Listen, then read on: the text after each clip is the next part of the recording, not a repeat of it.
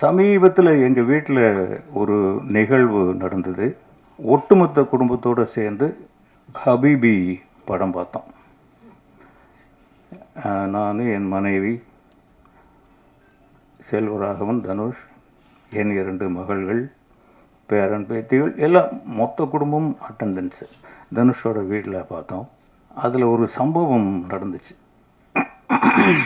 என் வீட்டில் 2 பெண்கள், ஒரு பெண் டாக்டர் விமலா கீதான்னு ஒரு பொண்ணு, புலி மாதிரி, சிங்கம், புலி கூட கிடையாது, சிங்கம். எங்கள் வீட்டிலேயே எல்லாருமே அந்த பொண்ணுக்கு பயப்படுவாங்க. அப்படி ஒரு டேரிங்கான ஒரு பொண்ணு.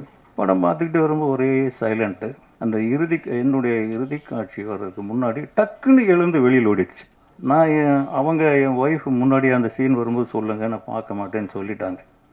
அவங்க ஒரு பெக்குலியரான ஆள். தனுஷை யாராவது அடித்தா கூட அவங்க அந்த படத்தை பார்க்க மாட்டாங்க. அப்புறம் வெளியில் போனால் அந்த பொண்ணு ஒரு அரை மணி நேரம் அழுகுது.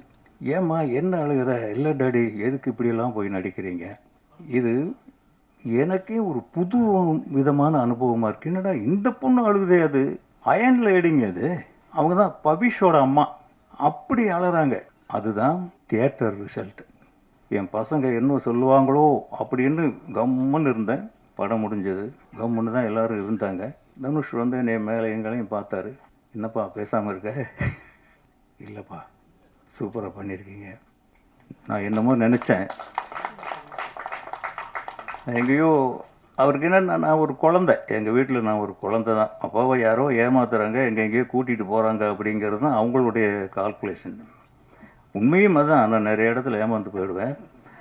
அப்படி தான் நீங்கள் ஏமாந்துருவீங்க, ஏதோ ஒன்று பண்ணியிருப்பீங்கன்னு நினச்சேன்ப்பா. எனக்கு கௌரவமான ஒரு படத்தில் நீங்கள் நடிச்சிருக்கீங்க.